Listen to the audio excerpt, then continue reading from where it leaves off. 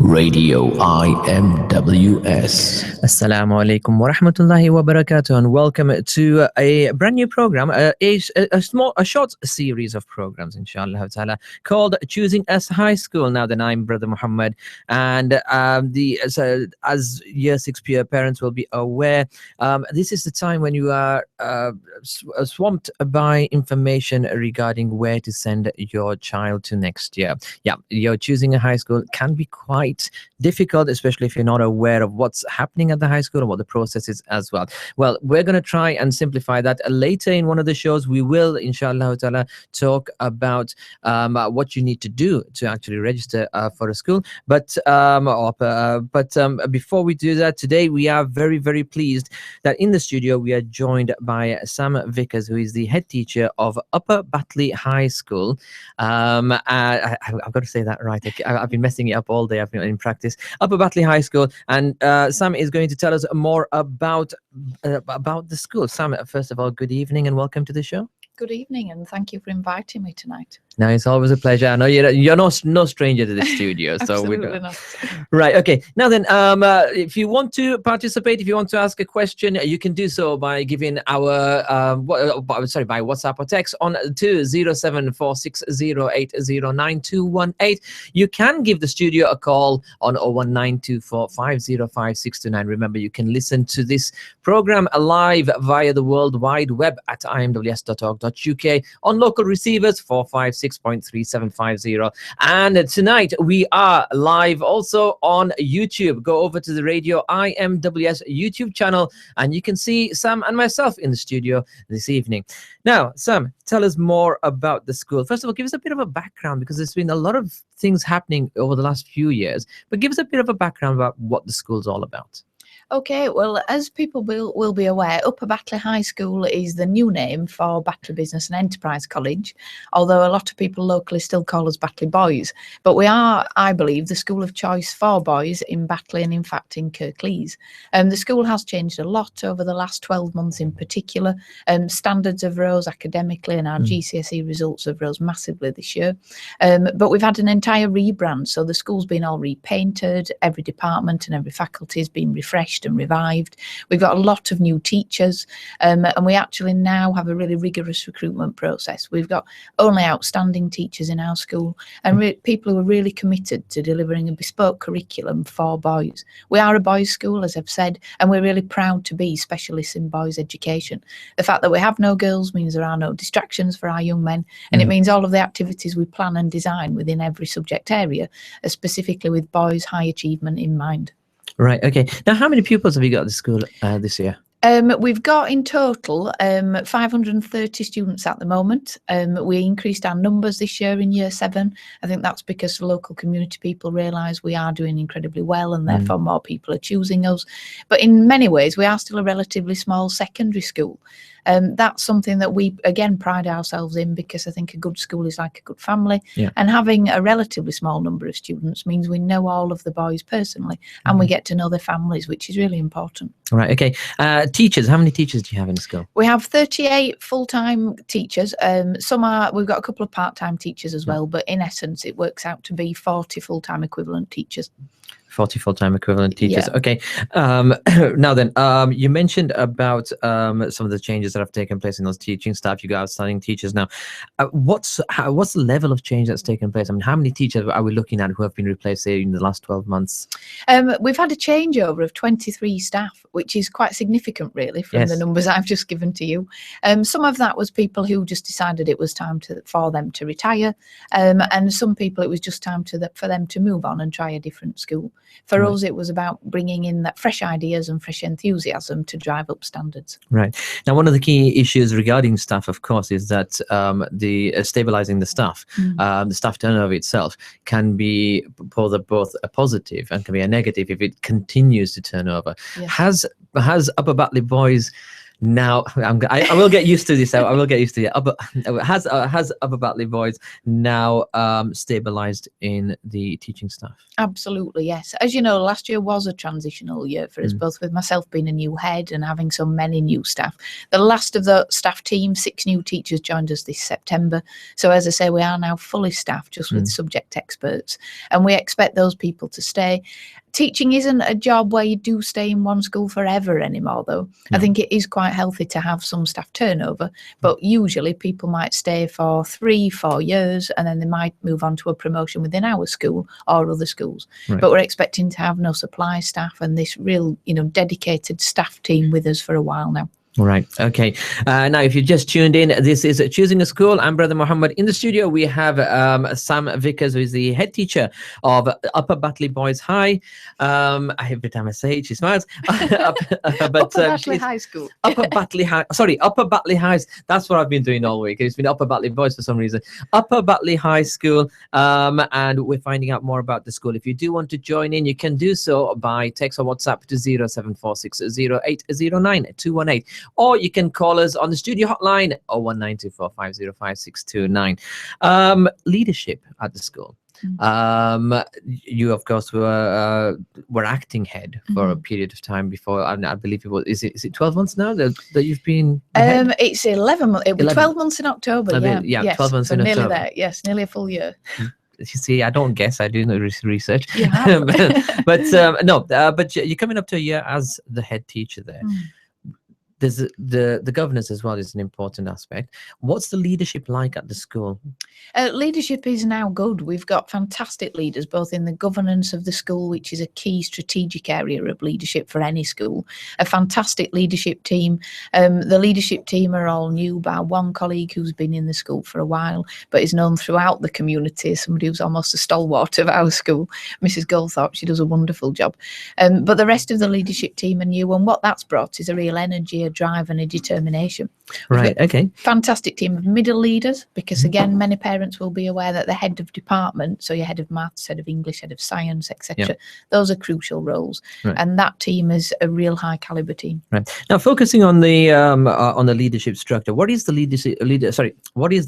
leadership structure at the school? So, as with any school, we have the governors who offer the strategic direction and the strategic leadership. They also hold me to account, because the governor's job is that critical friend and the challenge role. But within the school, we then have myself, 1 deputy head, 4 assistant head teachers. That forms the senior leadership team.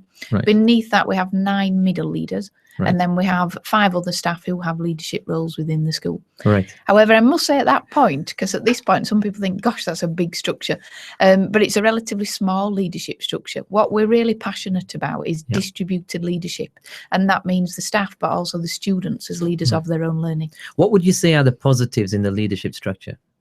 I think the positive is that absolute unequivocal focus on raising standards. Every single person who is a leader in our school is there for the boys. It's not about somebody's individual career path. It's there to ensure we provide the best education for the boys who come to our school.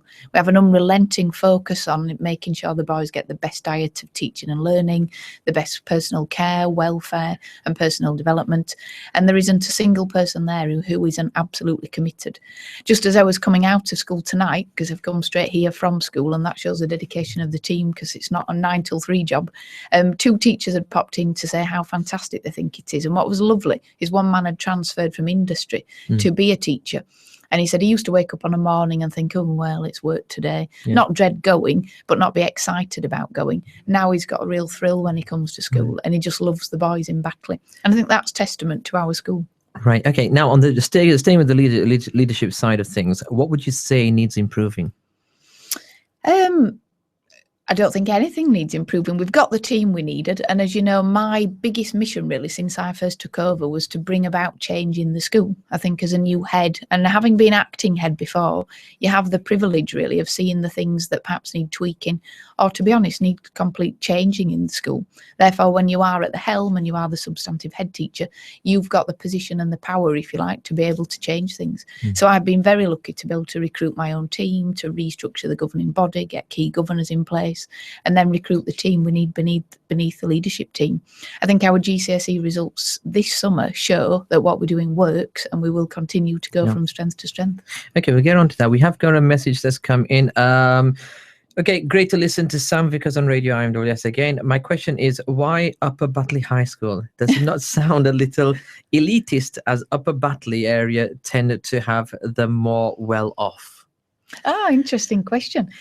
Well, as I said, we are passionate about distributed leadership. So this certainly wasn't something that I sat behind my desk one day and conjured up as a new name. We worked with all of the stakeholders in school. And I'll be really honest, this name wasn't something that had crossed my mind at all. It came from our students. Right. Now, in a sense, the listener there's question is exactly right, because what many of our boys said is the school is in Upper Batley. Therefore, it gives a geographical location to where we are. But also, many of the boys said they aspire to live in that area because they saw it as the posh part of Batley, really. That made us laugh as staff. But they saw it as the posh part of Batley. And they felt that the Upper Batley High School also signified the fact that we are a high school, therefore we're 11 to 16, but the high school, high standards. Yeah. Okay, now then, one of the questions that comes from there is the rebranding. Why? Because it's not so long ago that it went from the traditional, probably a century or so, of Batley Boys High School to the Batley Business and Enterprise College. Now it's the Upper Batley High School. Yeah. I'm getting it right. So why the rebranding so quickly?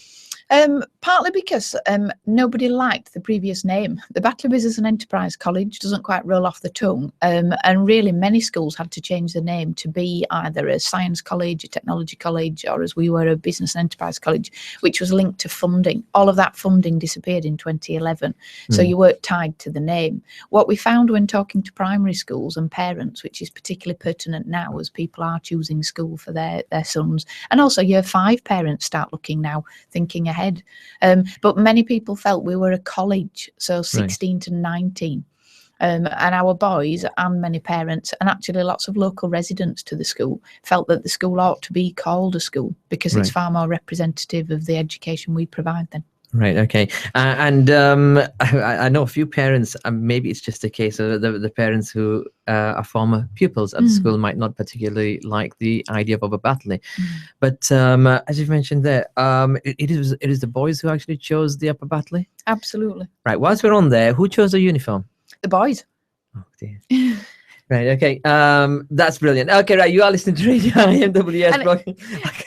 I must add on that, because what was interesting, the boys designed the whole logo, so it wasn't one of those things that you type into Google and come up with a picture that everybody likes. And hopefully what people will realise is it's all based around a star and students as stars, but based around ticks. So they designed the colours and the whole concept. Oh, okay, that makes a lot more sense, to be honest with you. Can I just have a brochure? Absolutely. Let's see if we can put it up to the camera, and if the camera can see that. There you go. Where am I? Yeah, there you go. You can see there in the top right hand of your screen, probably, the logo of TICS, and that's the new brochure. That is the school's brochure as well. Sam, thank you. I know there's been a lot of work that's been done. What about the extracurricular activities? What extracurricular activities actually take place at the school?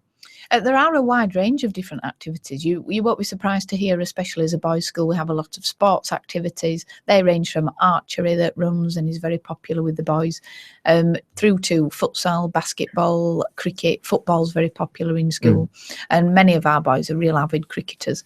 As well as all the sports things that take place, we have music clubs. We have a lot of charity work that goes on. Now, those are extracurricular activities, not in the form of clubs, but in the form of children going to support Batley Food Bank and other local charities, because we feel the school should be a hub for its local community. We have musical activities, there's African drumming, there's a science club that takes place, a technology club, a chess club. There's lots of maths workshops, and a new one that starts this term is problem solving. And from the Chinese School of Maths Mastery, that's taking place at the moment. We also have a new teacher in English who's starting a drama activity club that's all about being able to present well, because of course many of our boys boys need to have fantastic interview skills when they go on to college. One of the things about obviously our listeners, primary or the vast majority of our listeners, as the case may well be, will be of course that you have the madrasa system after school as well. So you've got a short time. How do you fit the extracurricular activities around that? Because you've got a very small window between the two. How do you manage that? Well, we found the local mosque to be incredibly supportive of the school. So I think regular communication is the key. When boys are studying for exams, etc., then obviously we appreciate they might not be able to take part in some of the extracurricular activities at that time. To suit those boys' needs, some of the activities take place at lunchtime or on a morning tutor time. Equally, many of the mosques have said that for our boys, as long as school's finishing at 4, because our normal school day finishes at 3, so the extracurricular activities take place 3 till 4, that gives them just enough time to get home, get changed, have a bite to eat, and get to their next class. Right. Okay. Now then, okay, if you've just tuned in, you are listening to Radio IMWS broadcasting live from the Al Hikmah Center. This is Choosing a High School. Remember, you can send in a question via WhatsApp or text to 074608009. Thank you. that number again, 07460809218, or you can give the studio a call, 01924505629. Today we have in the school from Upper Batley High School, Sam Vickers. It's working now, you see. Super. I think everyone just needs to keep repeating Upper Batley High School, and I think we'll get used to it after a while. But it is a difficult one to get used to. Okay, let me just see. What's this? Right, okay. Greetings. I will be choosing a school for my son soon. What particular provision do you have that helps Muslim students? Well, we are a community school, but one thing that's just taken place over the summer holidays is the complete refurbishment of our prayer room, which the community have supported us with. And we have a bespoke prayer room for students, which students of any faith can use, but it's particularly popular with our Muslim students. Equally, we teach religious education and religious studies across school. And I think it's incredibly important that students of a variety of faiths understand the requirements of a particular religion, and that children learn to get on well with each other. But our Muslim students are a real credit to, again, of student leadership, because they run the prayer room themselves. One of the elder boys manages this, leads the prayers. We have the washing facilities and the ablutions room. And I think when you see our school in action and when you come and walk around, that really signifies the quality of leadership skills our boys have. Right, okay. Give us an idea. What's the percentage of Muslim students at the school? We have approximately 90% of Muslim students, although this September we have seen an increase of non-Muslims as well, and quite a balance really in the incoming year 7. The elder year groups in the school, we have more Muslim students than non-Muslims in years 8 to 11. Right, okay. We've got another message coming. We'll take that in a moment. Looking at the open evenings, as you mentioned there, about 90% of Muslim pupils. Now then, the open evenings that are coming up, which we'll talk about the data a little bit later. Have you got one of the problems with open evenings for a lot of Muslim families is that it is at the same time as the children are going to mosques as well? Yes. Has there been any provision made for parents who can visit the school or have open evenings outside of those times? Absolutely. I mean, we have a very open door policy, because I think open evenings are absolutely fabulous for parents to come in and see the entire school. And for working parents, it's often easier to come, after work and after they've been to mosque, or pick the children up. So coming after 7:15 can often make that easier. However, for any parents at all, we do say, if you can't make the open evening, either the date or the time, just get in touch and make another appointment, because we do personal tours of the school.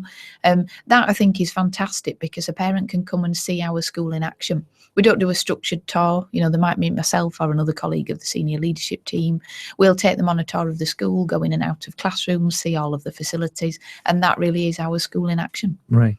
Okay, and now then we're going to take a break. We're at the halfway stage. Remember, this is not an hour show. We're only going to do a 45-minute special on this. Make sure we get everything in that you want to know.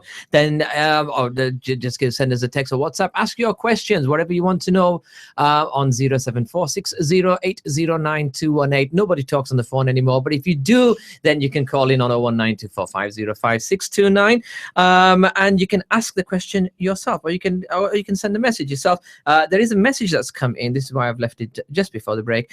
Message for Sam. She is a wonderful head and has really improved the school. Thank you. You are a fab head. That's all written in text speech, hence the reason my stuttering was involved there. Oh, But thank that's you very much. a nice message for you. Fabulous, yeah, thank you. Okay, we're going to take a break. We will be back with you in 2 minutes. Don't go anywhere. Right back, right with you after this. Online and on your home receiver, you're listening to Radio IMWS. Join the discussion on Radio IMWS every Tuesday, Wednesday and Thursday from 8 p.m. Topics include Islam, current affairs, health, legal, education and a weekly program delivered in Gujarati. You can join in by calling the studio on 01924 505 629 or send us a text or WhatsApp on 07460 809 218. For program schedules, visit www.imws.org.uk. If you would like to volunteer and be part of the Radio IMWS team, email radio@imws.org.uk or call 01924 500 555. Are you running a business from home and need to move into an office, a place where you can confidently meet your clients, or maybe looking to relocate? The Al Hikmah Centre provides office space in a safe, secure and scenic location. With easy access, convenient location, free car parking and free Wi-Fi, hiring an office at the Al Hikmah Centre can allow your business to grow. For more details and special offers, call 01924 500 555 or email info@imws.org.uk. Hold your meetings and conferences at a secluded scenic location just 15 minutes from the M1 and M62. Whether small, medium or large, the Al Hikmah Centre in Batley, West Yorkshire has the facilities to accommodate, including free parking and all the equipment to make your seminar successful. So whether your need is for a handful or over 1,000 attendees, we have all you need. For details and charges, call 01924 500 555 or email info@imws.org.uk. You can find out more about our conference facilities by visiting www.imws.org.uk. Radio IMWS. Welcome back welcome back to Radio IMWS. This is Choosing a High School. Now then, if you want to ask a question in the hot seat today, we have Upper Batley High School, the head teacher of Upper Batley High School, who is, of course, Sam Vickers. You can give us a call 01924 505 629, or you can WhatsApp or text to 07460809218. Do ask the questions that you want to know. Remember, one of the things that you have to remember is that the applications for a high school started from the 1st of September, have to be made by the 31st of October. It's an online process. It's a different process to other years, so we'll be telling you more about that towards the end of the program, inshallah. But do ask any of the questions if you feel there's a question you want to ask. Even if you're an existing parent and you want to ask a question, feel free. And if you want to send a nice message, or if you want to send a nasty message, feel free to do that as well. Sam, we're back now then. I wanted to keep this until after the break. Results. How did the school do in the recent GCSEs? Fantastically well. 64% of our students have achieved the highest grades at GCSE, and 54% of those including English and maths. We're very proud of the number of boys who've left with A star and A grades. It's a very top GCSE grades. And really fortunately for us, there were very few schools across Kirklees and nationally. Lots of listeners will have read about this in the media, and it was all over the newspapers in August. We are one of the few schools who've increased our results this year and increased them significantly. Last year we were in the top 100 and the top 50% of schools for pupil progress. Yeah. We know with these fantastic results that's going to go up even higher when the national data is published in November. Equally, many listeners will be aware that many of our students arrived below the national average. The fact that they leave us at or above the national average is a fantastic testament to the progress they make by coming to our school. Okay, what do the results this year mean in comparison to recent years? If you look back over the last 4 or 5 years, what does these results actually say? I think the results say that we've transformed standards in the school. As the quality of teaching's improved, so have the results. Many listeners will be aware that nationally there's been a lot of curriculum reform. So it used to be a case where there was a lot of BTECs and vocational qualifications, and students might have done 13 or 14 GCSEs. Now it's all about quality, not quantity. So in every school, students study less courses to get higher grades. We've totally reworked our curriculum to match boys' achievement. And of course, there's two measures really. One is attainment, which we've done very well on this year. The other one is progress, which we've done even better on this year. So I think many people are aware that the curriculum now must meet things such as the EBAC, because for many students who want to go on to university, it's incredibly important to study maths, English, sciences. Triple science is highly successful at our school and very popular, but students also need to do a language such as French, and then history or geography. And that really does set them up well to go on to universities, and in particular Russell Group universities. We have high expectations for our students, and many go on to sixth form colleges or sixth forms and then on to university after that. Right. Okay. We've got a question coming. Which establishments do most of your students go to when they leave your school? When they leave us, well, again, we're really proud that we are one of the very few schools nationally who has 0% NEETs. That means every single one of our children goes on to higher education, employment or training. NEETs is the measure that the government use, which means not in education, employment or training. But all of our students go on to be successful. Many of them go to Hetman White Grammar School. That's a very popular sixth form. Lots of them also choose Murfield Free Grammar School, sixth form. And many boys, depending what they want to do, go to Bradford. Some choose a Bradford college, especially if they're doing ICT and computing. Some at Kirklees College, which now has a super new facilities in Huddersfield. And we have some children going on to York, to places such as Ask and Bryan College to study further horticulture type land-based studies. Okay, what's the percentage? What are we looking at from this year who have gone on to further education? And those who have gone into employment? Or we're still drawing together all this data, because the first figures we get is that everybody has a place. At the moment, it's looking like 70% have gone on to further education and training, and 30% have gone on to employment. Some of our boys, especially in last year's year 11, were very fortunate in that families had successful businesses, and the expectation from the family was that their son would take over. What's fantastic, I think, from local parents is, although there might be a family business that's doing very well, they still expect their son to have the highest grades in maths, English and science, etc. Because if you are going on to run a business, you've got to have the respect of the employees who are working for you. So there's no rite of passage to just work in industry.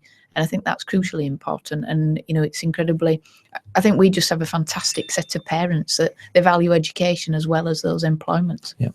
Okay, we've got a lot of questions coming in. There is one that I wanted to ask, but very quickly. Once the boys leave the school and go on to either further education or employment, does the school still keep any contact with them? Absolutely, yeah. We have an alumni section, which in our new magazine, with that features there, but it also features on the website. So we have a lot of ex-boys who know the school really well and have seen the transitions the school's been through, as well as having them on the website with a photograph and pictures. You know, we have a couple studying at Oxbridge now. Those students come back and do assemblies for the younger boys, because as you'll be aware, when adults tell students how important it is to work hard, it's just like, oh, it's Miss Vickers again. But when a young man comes back and says, you know, I'm doing this now because I worked hard when I was here, that's a very powerful message to give.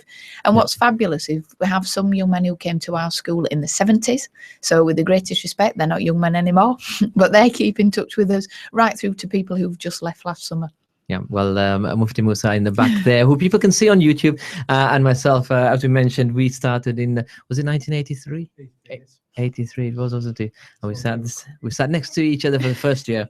Okay, we've got quite a few questions that have come in, actually. I'm not actually sure how many. Okay, Sam, this one's asking, what are your what are the benefits for boys going to a single-sex school? I think fundamentally the school can design the curriculum just to meet the needs of boys. Now, as we all know, boys are very kinesthetic learners. They like hands-on, practical things. They're very good at problem solving and inquiry. So we can design the entire curriculum approach to suit their needs. We are one of the very few schools in the country to have a barnyard provision that's designed again to be specific to develop self-esteem and confidence issues. We're the first secondary school in Kirklees to get a forest school. That's all about problem solving, and boys love that outdoor learning. Equally, some of the enrichment trips we do, it means the boys can go off. We have a group going to India at the end of October as part of India Ability. Right. Equally, I do think, having taught in mixed schools before I came to Batley, that there are no distractions. As we all know, hormones hit when boys are at school. Girls can be a distraction. We encourage them all the time to focus on their studies. And after they've got the GCSEs, they can be interested in girls. But in the meantime, they need to be focusing on their work. Right. Okay, I'm going to read this message out because it has been sent in. This is actually to me. Watching you, Dad, you're doing really good. Thank you. Thank you, my son. Fabulous. So that's one of your pupils is listening. Actually, I know there's quite a few of your school who are actually listening in today. We've got another question that's coming in here. Is 54% A to C still below national standards? Absolutely not. No, it depends what you're looking at. I mean, if you look at the results overall, the national floor standard for A star to C, including English and Maths, is 40%. So we're significantly above that. Obviously, no school wants to be below that floor standard, but that's the government's measure of what the baseline is. As I said, our English results have improved when many have dropped nationally. Those are above average. Maths is above average. Science is significantly above average. So people often need to look at the national picture as well as individual school figures. Right. We were also, if any school or any listeners are really into their data, there is something called the data that the top 25% of schools make nationally. That's a progress measure, something called FFTD. Now, only 6 schools across Kirklees managed to exceed their FFTD target, only 6 of all the secondary schools. And it is with great pride I can sit here and say we were one of that 6, but we also beat it by the biggest margin. So we're thrilled with that result this year. Right. Okay. And now then, all right, before we do that, if you do want to send a message, make it quick. We've got just under 15 minutes to go. WhatsApp text 07460809218. Studio hotline 01924505629. This thing never rings for some reason. I'm going to check to see if it's still connected, to be honest. Right, Sam, you mentioned about curriculum and how it's bespoke towards the school and towards the boys at the school. Tell us about the curriculum. What is the curriculum about? So the curriculum means we have 5 periods every day. So our school day is designed into 5 one-hour lessons. And then there are national guidelines for schools to follow of how many lessons you offer. But it is up to a school to decide which subjects you put on in the morning, which subjects you put on in the afternoon, and how you mix those subjects to best meet the needs of the boys. So we offer a range of maths, English literature, science. We have a wide range of science courses. There were 7 different courses for our last year's Year 11 boys to study. Those range from some BTEC courses right through to the triple science, which is separate biology, chemistry, physics. We have geography, history, religious education. We have music. We have sports, which is in the form of PE. And then you can take individual awards, such as football coaching awards and trampolining. What we are very fortunate to have is we have 2 skilled forest school practitioners, and one of our boys is now taking his forest school practitioner's award. So he will be able to deliver that provision. He's a current year 10 student, and just by showing absolute exemplary performance in the forest school area, he now teaches some of the primary school children. So as well as what you might call the traditional academic curriculum, there are these other enrichment opportunities there. And I think it's incredibly important for students to build those qualifications and collect them, but collect ones that are pertinent to them. We do the ECDL, which is the European qualification, a driving license for ICT. So that's an adult qualification. And the boys who took that this year, 100% achieved the top grades of A's and A stars. Right. So it shows the calibre of the computing teaching, as well as the quality of our boys. Right. Okay. Now, one of the questions I wanted to ask just before that actually was completely slipped my mind for some reason. Looking towards the future, looking at the next year's results and the year after, what would you like to, I mean, you've got 54% as we mentioned today. What would you like to see in the coming years? Take into account, I know there's been a lot of fluctuation with the results and the exams and everything, but what sort of figures would you actually be happy with? I think every school wants to improve every single year. Next year, there are even more changes because the whole system changes, and something called Progress 8 and Attainment 8 coming next year. So it won't be that the headline figures are published in the same way that they are this year.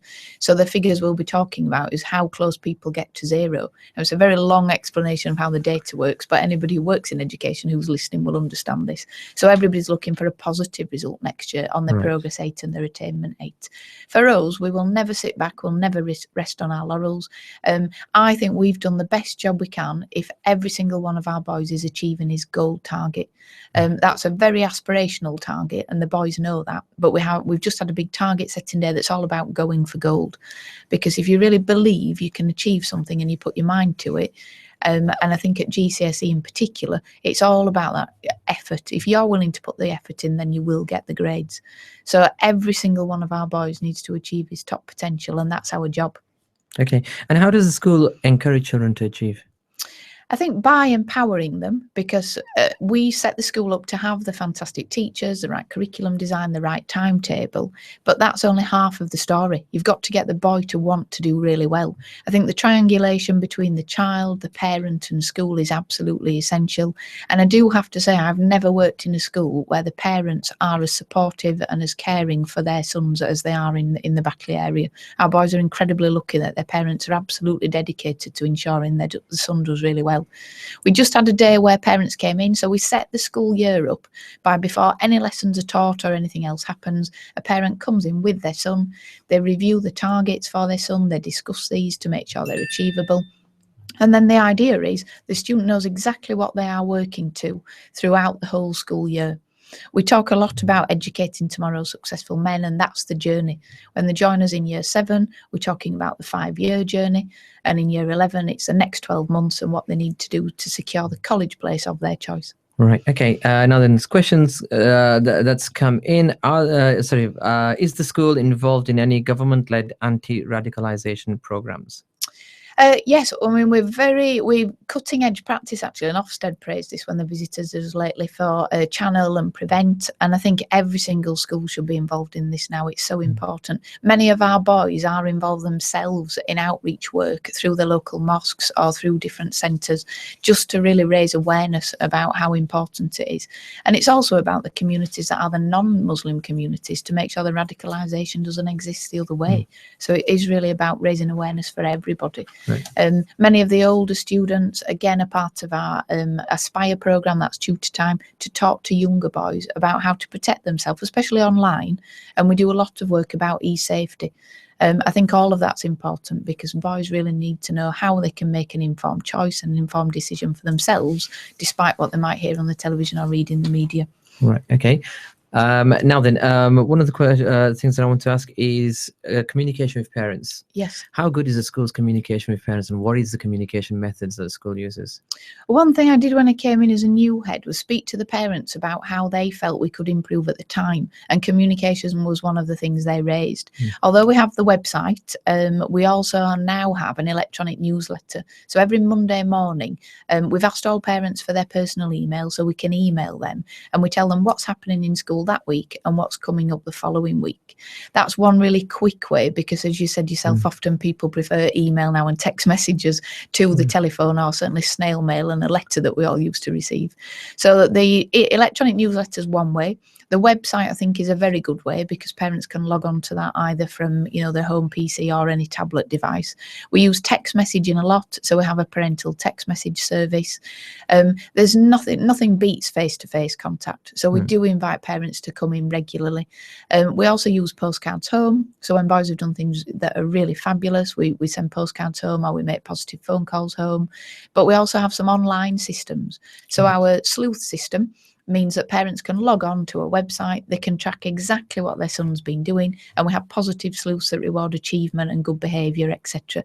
Parents can log on and look at that.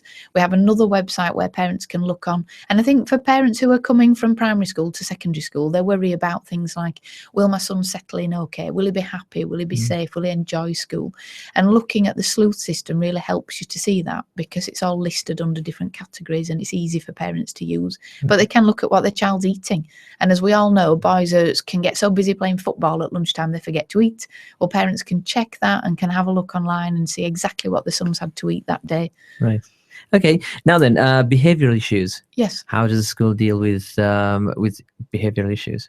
We have what we call a behaviour for learning system and a consequences pathway. So we use sleuth to reward the positives. And should children do something that they shouldn't be doing, then we also give what we call negative sleuths. Now, that might be if a child forgets to hand his homework in on time, there'd be a negative sleuth for for that. If it's late or something, we use that. I think behaviour is something we've improved significantly over the last 12 months. We've had a 54% reduction in fixed term exclusions, and that's because the quality of teaching better meets the needs of learners. We don't exclude children, we don't throw them out because that's a lost day in learning, but we have very high expectations. Many of our boys used to dawdle to school. We are at the top of the hill, and for some boys who are not that physical, that's hard work getting up there. But we have, and today, for example, not a single child was late. School starts at 8:40. They were all there by 8:30, ready to learn. Right. And it's because we just have high expectations, and we have an ethos where everybody needs to do their bit. Right. Okay. And what is the discipline structure that you have there? Regarding detentions, etc. What's the communication with the parents? How often how the parents aware that was informed about it? So we have something called the homeschool agreement. That's in the front of the child's planner, and that outlines exactly what our expectations are of the child, what the expectations are of the parent, and what the parent and child can expect of the school. So we also list our responsibilities there. In short, if a child gets a detention, they might get a break time detention. The parents wouldn't be notified of that except from sleuth, so they would log on and look at that. Child might be kept up until 3:10. So if they were late to the last lesson of the day, they could be kept up to 10 minutes late. In more severe cases, there might be an after-school detention, but parents are always given 24 hours notice of that. Right. Okay. Now, coming on to Ofsted, you mentioned them a little bit earlier. What's Ofsted been saying about the school? Well, people will realise and hopefully have read our latest report from June when Ofsted came and said we're making rapid progress. They were really impressed by the changes in the school, and we were thrilled to see in black and white print on Ofsted head note paper rapid progress and rapid improvements being made. And they commented on the quality of the leadership and the fact that we brought strategic direction and a real vision to the school. They were very impressed by behaviour. They commented on how the students apply themselves diligently, work really hard in lessons, and how proactive our boys are in supporting local community work and charity work. Right. Okay. What's the Ofsted rating of the school at the moment? At the moment, the Ofsted rating is graded as needing improvement, so we're graded as the 4. However, we do Ofsted anytime, and we know from the June visit that we expect the school to be moving up to a good Ofsted rating. Right. Okay. And obviously, your target will always be outstanding. Yes. How far away do you think you are, or is the school from that outstanding rating? Not far, really. I mean, one thing that's very difficult is when you have the Ofsted inspection, and we expect to get good next time and outstanding after that. It depends how quickly they come back. I would love Ofsted to arrive tomorrow to see our school as it is now. But to some extent, you can't just ring them and invite them in. It doesn't work like that, unfortunately. But we're proud of the changes we've made. That's been noted not just by Ofsted, but by 2 Ofsted external consultants who also visited back in March and saw the changes in the school. So we will go, when we get to the outstanding rating, we won't stop there. As I said, we don't rest on our laurels, and there are always ways for any school to improve. Okay. And what are the key strengths of the school? I think the strength is about the fact, as I said earlier, a good school is like a good family. We challenge everybody to be the best that they can be, but we support everybody. We know the students, we know their families, we know the support that they need, and we're always there for them. But in that sense, although it's a very caring school, it's about making sure we challenge them to do their best and to achieve the best goals. It's built on a culture of respect. And as I said, that work we do in terms of teaching students, as good learners, really, I think you have to know what to do when you don't know what to do. You know, some of the careers our Year 7 boys might do might not even exist at the moment. So it's about being able to apply themselves to a really changing world and be confident and articulate young men. Right. Okay. We do have Mufti Moosa in the background. Does Mufti Moosa, because he's one of the governors, does he want to come onto the mic with us, inshallah? This is nothing like putting you right on the spot. So apologies for that, but as all classmates, it's allowed. Okay, Mufti, assalamu alaikum wa rahmatullahi wa barakatuh. Now then, Mufti, tell us about the school and your role. My role is I'm one of the governors on other school, and I do sit on various different committees in terms of curriculum and in terms of strategic planning, in terms of how we move the school forward. It's a very strong governing body, which is very, very focused in terms of achievement and ensuring that the aspirations of the kids are maintained and achieved, and improving school standards in terms of teaching, in terms of students' progress, achievement. And we want to, as Sam has said, we want to become an outstanding school, and that's our direction. Right. And at every meeting, we keep on pestering Sam to say, where are we, what we're doing. Right.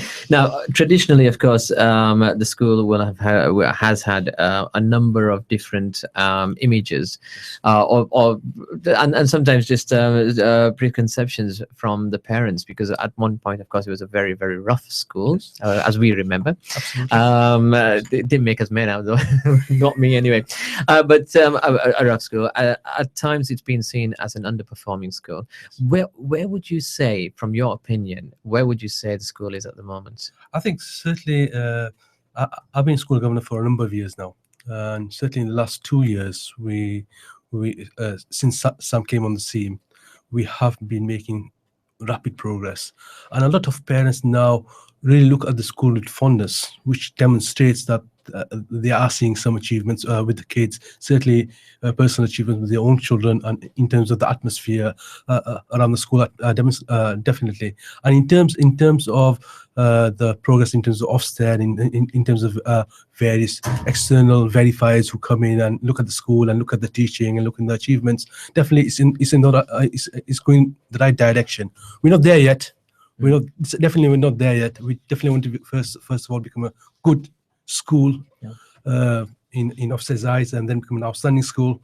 And certainly, you mentioned about the stats, the figures, 54%, and various other figures that were mentioned. Yes, we do aspire to become a very good school in terms of high level of going towards the top end of those, but it'll take some time. In education, everything takes time, and it takes a lot of grafting and a lot of hard effort from both kids and parents and the teachers to maintain that momentum. Right. Okay, that's brilliant. Mufti, do you want anything else that you'd like to add on to that? I think certainly what I'd like to say is a lot of parents, maybe from our era, they went to the school and probably had a very negative perception of the school. School has changed dramatically since that time, and school has an open door policy. There's nothing for the school to hide.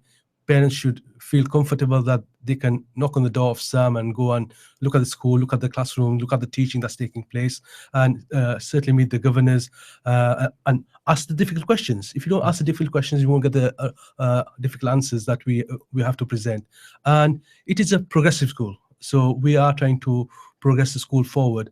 And we'd like the support of the parents in terms of sending the schools kids to upper boys school, upper high school, and I'm even struggling now. But even more than that, to make sure that the kids are prepared for school, they're doing their homework, they have got the right mentality in terms of learning and not wasting their time. Right. Okay, that's brilliant. Sam, I'm going to bring you in on there. There's an important point that Moosa's brought up there regarding parents asking questions. A lot of parents will be quite reluctant to ask difficult questions because there's always in the back of the mind, oh, how is this going to sound? How is this going to be? What happens when a parent asks a difficult question? I think they get an honest answer, and it's certainly why I come along to do shows like this, because live questions come through. There's no way I can prepare for an interview like this. And as Moosa said, we believe really strongly that as a staff team, we are a progressive school, we are moving forward, we've got absolutely nothing to hide. And if parents want to ask those difficult questions, they should. A school is a business, we're providing education as a service, and I know I would certainly want to make sure I was sending my children to the right school. So we really like the parents who will ask those challenging questions. I understand people might not want to ask them live on a programme like this. So what we would say is use open evenings, like next Wednesday is our open evening, to come along and do that. We're also inviting all parents and any prospective parents to our Macmillan Coffee Morning on the 25th of September. That's slightly more informal, and some parents might feel more comfortable asking questions of myself, the other leadership team, some governors, or just teachers and other students on a morning like that. So again, as we've all said tonight, we have a very open door policy. There's absolutely nothing wrong with just ringing me. It's always better to call first, just in case I'm teaching a lesson at the time. But give us a ring, come into school and ask away. There's no such thing as a silly question. I think if it's a question a parent wants to ask, chances are somebody else might have the same one. Yes, and no such thing as a silly question is good for me because I ask them usually. If you just heard something, I may be teaching a lesson, Yeah. a head teaching a lesson, that's unique. We never- And also in terms of Sam did mention about the kind of leadership, middle leadership and various levels, but it's about leadership from the bottom. We expect teachers at the bottom end to take that leadership instead of the leaders at the top telling them what to do. So they become independent leaders, and they have a unique in terms of ensuring that they know all their kids and what their levels are, their seating plans, the progressive plans, what the targets are. That's what we expect from our teachers. And if I could just add to pick up on a point you made earlier, we do have a lot of parents who, like yourselves, went to the school when it was a very different place. And I've had several parents, even quite recently, say to me, I had a bad experience when I came here. I'm not sure I want to send my son here. Can you change my mind? What's fabulous is people have come to visit, seen the school in action, and their sons are in our school now this September. So I think when people come, they look round, they can't believe how quiet and calm and focused it is. Really, you need to come and see for yourself. Yes, I have to admit that that's one thing that I did find. I think you'll find. We remember the bustling corridors where we were pushed around. Absolutely. Oh, good days. No, Not anymore. Yeah. Not anymore. Sam, when is the open evening time and date? So it's next Wednesday, the 16th of September, and it's from 4 p.m. until 7 p.m. And as I say, everybody's welcome, 4 till 7. 4 till 7. So any parents, anyone is welcome to go down and have a look around, have a see, and find out more about the school from there. And if anybody wants to contact you, yeah, please just give me a call at school. That's no problem. The school numbers are on all of our documentation. Equally, people can drop me an email. My email is just svickers@ubhs.co.uk. So any communication is always welcome. And as I said, if you can't make the open evening, just give us a call and book another time. Equally, because I know some parents are a bit daunted about the online application form system, we are offering support during open evening and on a few different events. So if anybody hasn't got internet access at home, or is a bit nervous about going on the computer, we've got those facilities available. So anybody's welcome to use school facilities for that as well. That's almost like the politicians' postal vote system. You're rigging everyone up so they end up with Upper Batley High School. They all want to choose us. Well, we do wish you the best of luck. And we are very pleased. We have had you on a few times, and we are very pleased to see the progress that's happening. It's great to meet an old schoolmate as always, and it's good to see that you're involved. Mufti Moosa as well in the school. I think just to reassure parents that on the governing body there are numerous Muslim governors who are on there and who come from all different backgrounds and whose interest for the school is at all different various levels. And I would certainly encourage IMWS yourselves to come to the school, look at the school, challenge us, speak to the governors, speak to the teachers, speak to the kids, and then feedback and say, what have you yourselves seen? Instead of us giving you a spiel, you yourself come, check us out, and then feedback to your audience. Yep, absolutely. And inshallah, we will. We have done once already, but we will do again, inshallah, as well. Okay, now then, you just heard there about the application process. Now then, this is directly from a Kirklees booklet. Goodness me. War and Peace was this. Okay, from 1st of September 2015, all applications for school places will need, will need to be completed online using the Kirklees parent portal on the Kirklees website.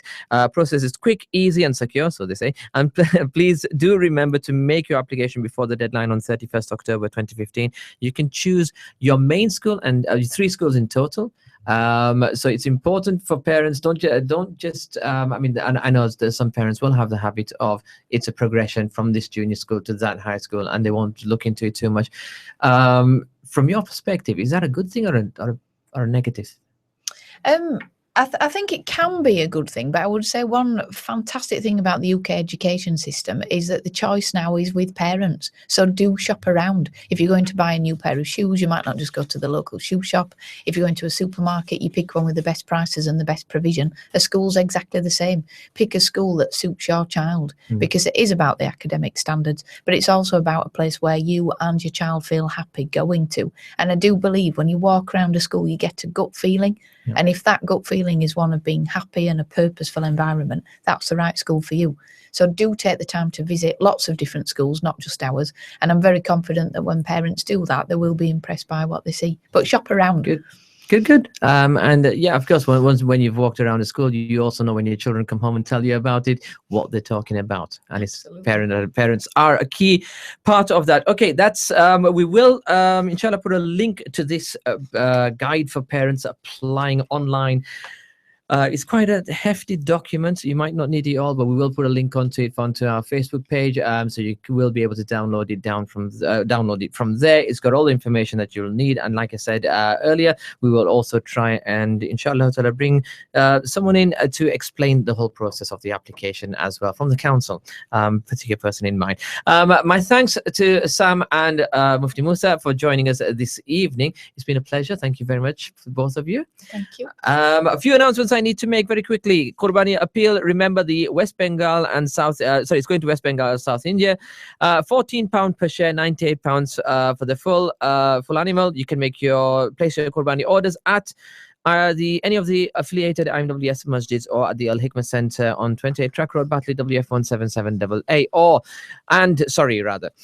This weekend we have a very, very important program, Islam Against Terrorism Conference here at the Al Hikmah Center. That's on Sunday, the 13th of September at the Al Hikmah Center, 6 p.m.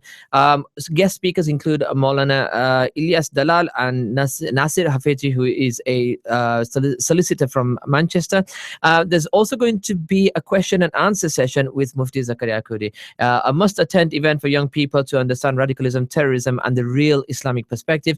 Open to brothers and sisters with separate seating facilities and a chance to ask questions in a safe, non-judgmental environment. It's a very, very good opportunity. Remember, we want the conference aims to create an awareness of global terrorism and its incompatibility with Islam, promote positive message of Islam, provide ongoing support for young people, and answer those difficult questions. So it's a very, very good opportunity. Please do spread the word on this, and please do attend. Hopefully, inshallah, it will be very, very beneficial. On programs coming up, Saturday 5 p.m. we have Sister Safia will be in the studio. Tuesday 8 p.m. we will have the Islam program. Maulana Hashim and actually Maulana Faisal, inshallah ta'ala. I think Maulana Hashim might be out of the country at the time, but we will have it from 8 p.m. inshallah. And we will have some more of these programs where we are inviting local schools, local high schools to come in and sell themselves, basically. We've got more schools who are coming up from Batley and from Dewsbury. So keep an eye out on our social media. We'll spread everything there. We'll put everything there, the date and times. We are going to try and fit in as many before open evenings. And there's a lot of open evenings that are coming up in the next few weeks. So it's very, very important. If you're in the Batley or Dewsbury area, your child is going to school next year, going to a high school next year, you want to make sure you listen to this. You will be able to listen to this program again tomorrow morning on Radio IMWS from 10:30 a.m. You will also, in a very, very short time, be able to view this program on YouTube, because it will be there forever and evermore. So we can hold both of these guests in the studio to every word they have spoken. Sam, Mufti Moosa, final words for you, for our listeners? I'd just like to say, as I say, thank you very much for inviting us tonight, giving us this opportunity to talk to parents. And I would like to thank all the parents of our existing children, because they've supported the school and their sons tremendously well. And as we both said, the best people to ask about how fantastic our school are the students themselves. So if you know any of our boys, please talk to them. They're fantastic ambassadors for the school. And I really look forward to seeing lots of parents next Wednesday at our open evening from 4 p.m. onwards. As I said, if you can't make next Wednesday, please just give me a call and we'll fix up another time. That's great. I think for myself, I'd like to just remind myself and the parents that the Prophet ﷺ said that knowledge is from the cradle to the grave, and it's very, very important that parents take a keen interest in their kids' education, both Islamic, religious education, and worldly dunyawi education. And it's a responsibility on them that their kids are successful both in this world and in the next world. And so hence parents should tune into IMWS and find out what's happening, make sure that they're making regular visits to their mosques as well and their schools, and finding out what's happening with their kids, and maintain that momentum in terms of their kids have got the right mentality and right attitude towards education. That's right. Jazakallah, Mufti Sahib. Okay, now then, that's it from all of us in the studio, from me, Brother Mohammed, and I knew it was never going to be 45 minutes. Until the next time, Assalamu alaikum wa rahmatullahi wa barakatuh. Online and on your home receiver, you're listening to Radio IMWS. Hire the Al Hikmah Center for your wedding.